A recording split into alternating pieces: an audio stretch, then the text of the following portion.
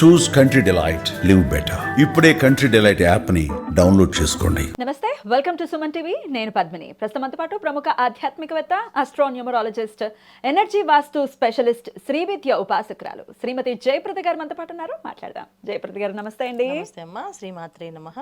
Welcome to Suman TV. మీరు నాకు చెప్తారా, నేను మీకు చెప్పనా? మీరే నాకు చెప్పాలి. Welcome to Suman TV. Thank you, thanks for your time. ముందుగా మీకు దేవీ నవరాత్రుల శుభాకాంక్షలు. థ్యాంక్ యూ అమ్మా. మీకు ప్రేక్షకులందరికీ చూస్తున్న అందరికీ విజయదశమి శుభాకాంక్షలు. ఈ నవరాత్రులు చాలా చక్కగా ఆనందంగా జరుపుకోవాలని కోరుకుంటూ మనస్ఫూర్తిగా ఎలా చేసుకోవచ్చో విధి విధానాలు మాట్లాడుకుందాం. తప్పకుండా 9 రోజులు కూడా సపరేట్గా ఎలా చేయొచ్చనే 9 వీడియోస్ మనం అందిస్తే ఉపయుక్తంగా ఉంటుంది మన వాళ్ళకి అనేది నా భావన. మరి మొదటి రోజు అంటే ఒక్కొక్క ఆచారంలో ఒక్కొక్కలాగా చేసుకుంటూ ఉంటారు. శ్రీశైలం వాస్తవ్యులైతే ఒకలాగా ఓ అమ్మవారిని, లేకపోతే విజయవాడ వాళ్ళైతే ఇంకొకలాగా, ఇట్లా రకరకాలు అయినప్పటికీ అమ్మని ఏ పేరుతో పిలిచినా ఆవిడ పలికేటటువంటి పరిస్థితి ఖచ్చితంగా ఉంటుంది. కాబట్టి మనం ఎలా మొదటి రోజున ఏ అమ్మవారిని పూజించాలి, ఎలా పూజించాలి, నవరాత్రుల్లో కూడా చేయవలసిన ఖచ్చితమైనటువంటి పనులు ఏమిటి, చేయకూడని పనులు ఏమిటి, ఎందుకంటే మనం నెగిటివ్ కూడా చేయకుండా ఉండాలి, పాజిటివ్ రిజల్ట్స్ కావాలి కదా. సో చేయాల్సిన పనులు, చేయకూడని పనులు, ఇవి కూడా మనం అన్ని వివరంగా మాట్లాడుకుందాం. మరి మొదటి రోజు ఏ అమ్మవారిని కొలుచుకోవాలండి? తప్పకుండా నాన్న.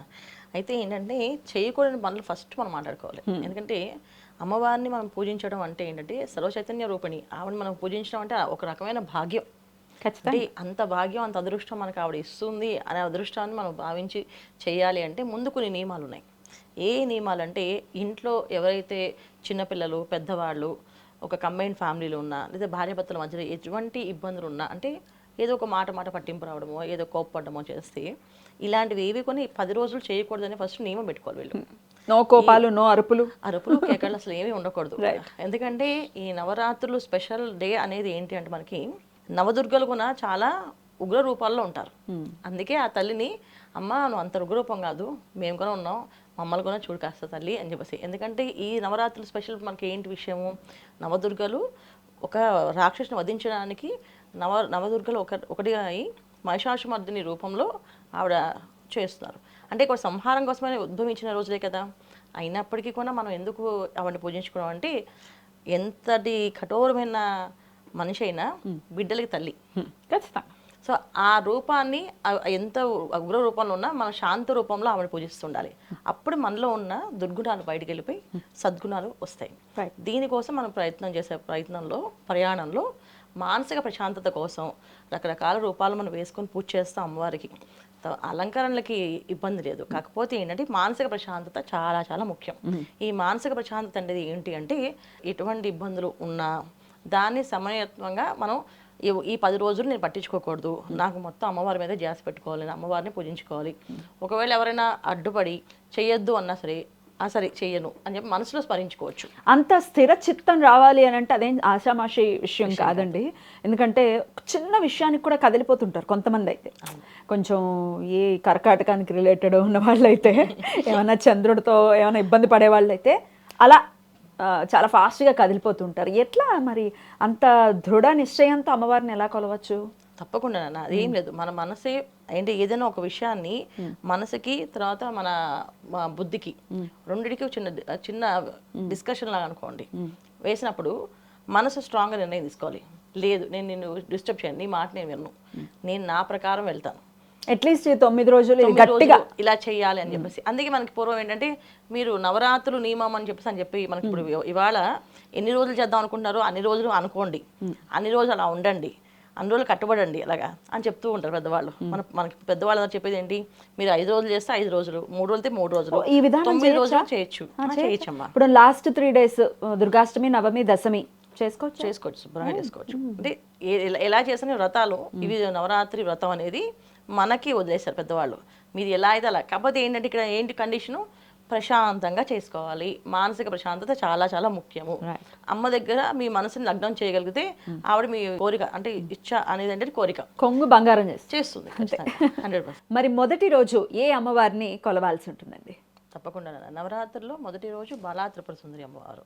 సో బాలా త్రిపుర సుందరి అమ్మవారు అనగానే ఒక బాల రూపంలో అమ్మవారిని చక్కగా అమ్మవారిని ఒక చంటి పిల్లకి మనం ఎలాగైతే స్నానం ఆచరిస్తామో అలాగ అమ్మవారిని రూపు తీసుకొని ఏదో ఒకటి, ఇప్పుడు చాలా మంది దగ్గర అమ్మవారి విగ్రహాలు ఉంటే విగ్రహాలకి కాస్త మనం మామూలుగా నూనె పెట్టి కాస్త తర్వాత కొంచెం నలుగు పెట్టి గోరువెచ్చని నీళ్ళతో ఆవిడకి శుభ్రంగా స్నానం ఆచరించి ఒక ప్రతిమగా పెట్టుకోవచ్చు. అయితే బాలా త్రిపుర సుందరి రోజు మొదటి రోజు చేసుకునే విధానం ఏంటంటే 9 రోజులు చేసే విధానం ఒకటి, ఒక్క రోజు అయితే 9 రోజులు చేస్తాము, లేకపోతే 3 రోజులు చేస్తాము. ఫస్ట్ 3 days చేసే పరిస్థితి ఉందనుకోండి, అదొక విధానం. ఓకే, కొంతమంది మొదటి 2-3 రోజులు చేస్తారు, మళ్ళీ ఆఖరి 3 రోజులు చేస్తారు. అలా కూడా ఉంటుంది. ఇలా కూడా చేసుకునే విధానాలు ఉన్నాయి. కాబట్టి ఏ విధానం అయినా సరే మీరు ఒకరు చేయాలి అని సంకల్పించుకుంటే ఖచ్చితంగా ఒక రూపుని తీసుకోండి. ఒక రూపం కానీ విగ్రహం అంటే విగ్రహం లేకపోతే రూపు అంటే ఇప్పుడు బంగారంది వెండిది కాకపోయినా ఒక రూపాయి కాయిన్ తీసుకోండి, ఏం పర్వాలేదు. దానికోసం మళ్ళీ సపరేట్గా వెళ్ళి కొనాలని లేదు. ఒక రూపాయి కాయిన్ అమ్మవారి రూపంగా భావించి ఆ రూపాయి కాయిన్కి కాస్త నలుగు పెట్టి కాస్త స్నానం చేసి, ఎలా మన పసిపిల్లలకి ఎలా అయితే మంచిగా అలంకరణ చేస్తాం. ఎందుకంటే బాలా అమ్మవారుకని అమ్మవార్లు అందరూ కూడా అలంకరణ రూపాలు. ఎంత అలంకరణ అందంగా చేస్తామో మనకి అంత ఆనందాన్ని అంత సంతోషాన్ని ఇస్తుంది. సో అలా చేయడం వల్ల ఏంటంటే మనకు ఒక మానసిక ప్రశాంతత, అంటే మనం అమ్మవారికి చేసాము అనే ఒక భావంతో ఆ రోజంతా సంతోషంగా ఉంటామట. అందుకని చేయాలి. ఈ విధంగా చేసి ఒక్కోదాన్ని ఒక కప్లో కానీ ఒక ప్లేట్లో కానీ పెట్టి కుంకుమ పూజ చేసుకోవచ్చు. సో కుంకుమ పూజ చేసేటప్పుడు చక్కగా అమ్మవారి మంత్రాలు, అష్టోత్తరం వస్తే అష్టోత్తరం చేయండి. అష్టోత్తరం రాకపోతే అష్టకాలు, లక్ష్మీ అష్టకాలు ఉంటాయి, అవి చేసుకోవచ్చు.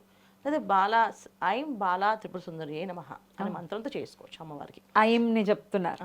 ఐం బాలా త్రిపుర సుందరియే నమః అనే మంత్రంతో చేసుకోవచ్చు. ఐం అనే దాని మంత్రం చేయడం వల్ల ఏంటంటే విద్య, జ్ఞానము, బుద్ధి అన్నీ కలిసి వస్తాయన్నమాట. సో అందుకని అలా విధంగా చేసుకోవచ్చు.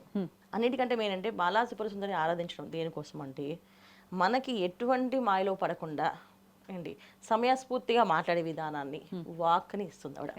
సో ఆ వాక్కు కోసం మనం చేసుకోవచ్చు పూజ. అందరికీ అవసరం అయితే వాక్కు, ఎవరితో ఏం మాట్లాడాలి, ఎలా మాట్లాడాలి. ఇంట్లో పసిపిల్లల దగ్గర నుంచి పెద్దవాళ్ళకు కావాలన్న. కరెక్ట్. ఎందుకంటే పసిపిల్లలకి మనం ఏం చెప్పాలో తెలియాలి. వాళ్ళ రోజు పిల్లలకి మనం ఎలా చెప్తున్నాం, ఏం చెప్తున్నాం, వాళ్ళ మైండ్లోకి ఏం వెళ్తుంది అనేది ఇంపార్టెంట్ కదా. సో వాళ్ళ మైండ్కి అర్థమయ్యే విధంగా అంటే బాలమ్మవారిని ఆరాధించడం వల్ల, బాలమ్మవారిని పూజించడం వల్ల ఏమవుతుందంటే మనము చేసే పని ఏదైనా సరే ఎదుటి వాళ్ళకి అర్థమయ్యే విధంగా ఉంటుందన్నమాట. మనం చెప్పే మాట ప్రతిదీ. అందుకని అమ్మవారిని ఇలా ఆరాధించాలి. రైట్. యాజ్ అ అస్ట్రాలజర్ చెప్పండి, ఖచ్చితంగా అందరూ కూడా ఆరాధించుకోవచ్చు, కానీ ద్వాదశ రాసుల వాళ్ళకి ఒకవేళ మనం మాట్లాడుకోవాల్సి వస్తే ఏ రాసుల వాళ్ళు ఖచ్చితంగా బాలా త్రిపుర సుందరిని పూజించాల్సి ఉంటుందండి? అందరూ పూజించుకోవచ్చమ్మా, ఎందుకంటే వాక్ అందరికీ కావాలి. కానీ ప్రత్యేకంగా నా ఉద్దేశం, ప్రత్యేకంగా మనం రాసుల వైజ్గా చూసుకుంటే వృషభ రాశిని, తులా రాశిని చూసుకోవాలి. అవునా? వృషభ రాశి వాళ్ళకి మెయిన్ ఉండేది దాంట్లో లక్షణాలు ఏంటి అంటే, వృషభ రాశి వాళ్ళకి ఏ విషయమైనా తొందరగా నమ్మి ముందు చేసేస్తుంటారు. అది నిజమా అబద్ధమా అని తెలియదు వాళ్ళకి. అది అయిపోయిన తర్వాత గ్రహిస్తారు వాళ్ళు. ఈ బాలమ్మవారిని వాళ్ళు పూజించడం వల్ల ఏంటంటే అలాంటి మాయలో పడకుండా కాపాడుతుంది ఆవిడ. అలాగే కుండలిలో ఒకవేళ మనం చక్రంలో చూసుకుంటే సహజ కుటుంబ స్థానం, సహజ వాక్కు స్థానం వృషభ రాశి కదా, రెండో ఇల్లు. అందుకని అలా కూడా పనిచేస్తుంది బాలా త్రిపుర సుందరి. అలా కాదు, వాక్ స్థానం అయినప్పటికీ కూడా మనం అలాగే చూడట్లేదు. వృషభ రాశి వాళ్ళలో లక్షణాలు ఏంటంటే నక్షత్రాలు ఉంటాయి కదా, రోహిణి నక్షత్రం, చంద్ర నక్షత్రం, తర్వాత మృగ నక్షత్రం, కుజు నక్షత్రం ఏంటి, కృతికా నక్షత్రం, రవి నక్షత్రం. రవి నక్షత్రానికి కాస్త ఏంటంటే లీడర్షిప్ క్వాలిటీస్ ఎక్కువగా ఉంటాయి. వాళ్ళు చెప్పేది వినాలనే ఎదుటి వాళ్ళు అనేది ఒక వితండవాదన ఉంటుంది. అది రైట్ ఆర్ రాంగ్ తెలియదు అంటే వినాలంటారు. అలాగే చంద్ర నక్షత్రం వాళ్ళు తొందరగా ఎమోషనల్గా వాళ్ళు ఏమంటారండి ఒక విధంగా మాయలు పడిపోతుంటారు. దేనికో దానికి ఎమోషనల్గా, అది మంచి చెడు తెలియదు వాళ్ళకి, ఆ ఎమోషన్కి వాళ్ళు లాక్ అయిపోతారు. మృగశిర నక్షత్రం వాళ్ళు ఏ విషయాన్ని పట్టించుకోరు, అగ్రెసివ్గా ఉంటారు కాస్త. సో ఏమో అంటే తామరాకు మీద నీటి బొట్లాగా, అంటే ఏ సమస్య వచ్చినా నాకు సంబంధం లేదు, ఇది నాకు ఎవరి కోసం చూసుకుంటా అనే విషయాన్ని ఎక్కువగా చూస్తుంటారు. ఈ విధంగా మనం చూసుకున్నట్టయితే ఆ అమ్మవారి ఆరాధన చేయడం వల్ల ఏంటంటే అలాంటి అంటే ఎటువంటి మాయలో పడకుండా, ప్రగోళాలకు పడకుండా, అలా భ్రమలో పడకుండా స్థిరత్వాన్ని ఇస్తుంది ఆవిడ. అందుకని వీళ్ళు ఖచ్చితంగా బాలమ్మవారిని ఆరాధించాలి, ప్రత్యేకంగా ఆరాధించాలి. ఆ రోజంతా పూజ చేసుకోవడం, కుంకుమార్చన చేయడం. మగవాళ్ళు అయితే చక్కగా కూర్చొని ఐం బాలా త్రిపుర సుందరి నమః మంత్రాన్ని ఎంత వస్తే అంతసేపు అలా చేస్తూనే ఉండొచ్చు. మరి తులారాశి వారు ఎందుకు చేయాలి అంటే ఏం చెప్తారు? తులారాశి వాళ్ళు ఏంటంటే స్వాతి నక్షత్రం. సో స్వాతి నక్షత్రం రాహు నక్షత్రం, ఎప్పుడు ఏదో ఒక మాయలో పడుతూనే ఉంటారు వాళ్ళు. మాకు ఇది అయిపోతుంది అది అయిపోతుంది అని చెప్పి పడుతుంటారు. అలాంటి మాయలో పడుకుని ఉండడానికి మెయిన్ తులారాశి వాళ్ళు చేసుకోవాల్సింది. ఇంకొకటి ఏంటంటే తులారాశి విశాఖ నక్షత్రం 3 పాదాలు ఉంటాయి. గురు నక్షత్రం చాలా అగ్రెసివ్గా ఉంటారు. గురు నక్షత్రం అయినప్పటికీ కూడా చాలా అగ్రెసివ్గా ఉంటారు. ప్రతి విషయంలో మాకు పై చేయి మాదే మేము చేయగలం అని చెప్పి అనే నమ్మకం ఉంటుంది. అందులో ఆడపిల్లలు చాలా ఎక్కువగా అగ్రెసివ్గా ఉంటారు అయ్యో తులారాశిలో. అందుకని వీళ్ళకు బాలాంబవారు పూజించడం వల్ల ఏంటంటే కాస్తంత ప్రతి విషయంలో కాస్త ఆలోచన ఉంటుంది. ఇంకోటి చిత్తా నక్షత్రం కొంచెం ఫ్యామిలీ విషయంలో చాలా ప్రాబ్లమ్స్ ఫేస్ చేస్తుంటారు ఈ చిత్తా నక్షత్రం వాళ్ళు. ఈ చిత్తా నక్షత్రానికి ఒక ఫ్యామిలీ నుంచి వచ్చే ఏదైతే బర్డెన్స్ ఉన్నాయో, వీళ్ళు మంచి వాళ్ళు అయినప్పటికీ చెడ్డ ఫ్యామిలీ వస్తుంది. వీళ్ళు ఒకవేళ స్వతహాగా వీళ్ళకి ఏదైనా ప్రాబ్లం ఉంటే ఫ్యామిలీ వాళ్ళు వీళ్ళు బాగా ఇబ్బంది పడుతుంటారు. అయ్యో అంటే వీళ్ళ చిన్న లోపం ఉండొచ్చు, వాళ్ళది పెద్దగా టార్గెట్ చేస్తుంటారు. అది కూడా ఉంటుంది. కొంతమంది చిత్త నక్షత్రం బాగున్నప్పటికీ కూడా ఫ్యామిలీ టార్గెట్ చేస్తారు. ఇబ్బంది పడు సో ఫ్యామిలీ విషయాల్లో చాలా ఇబ్బంది పడతారు కనుక అక్కడ ఎలాంటి విషయాల్లో మాట్లాడాలి, ఏ విషయంలో మనం తీసుకోవాలి, ఏ విషయంలో మనం ముందుకు వెళ్ళొచ్చు అనే ధైర్యాన్ని, సమయస్ఫూర్తిని ఈ అమ్మవారు అనుగ్రహిస్తున్నాడు. అందుకే వీళ్ళు బాలాంబవాన్ని చేసుకోవాలి. రైట్. వృషభ తులారాశి వాళ్ళు ఎటువంటి పరిస్థితుల్లో బాలా త్రిపుర సుందరి అనుగ్రహాన్ని పొంది తీరాలి అని చెప్తున్నారు ఈ కారణాల చేత. అలాగే అందరూ కూడా ఖచ్చితంగా చేసుకోవచ్చు. అమ్మవారిని పూజించడం వల్ల ఏంటంటే ఆకర్షణ పెరుగుతుంది. ఆకర్షణ, వాక్ ఆకర్షణ అంటే మనం మాట్లాడే విధానంలో ముగ్ధులు అయిపోతారు. అందంగా అది చాలా బాగా మాట్లాడుతున్నారు, వీళ్ళు చెప్పింది నిజంగా బాగుంది ఈ విషయము అనే ఒక తన్మయంలో చింది వాళ్ళు వింటారు. అందుకని బాలాంబవారిని ఎక్కువగా పూజించమని చెప్తా ఉంటారు. అందరూ చేసుకోవచ్చు.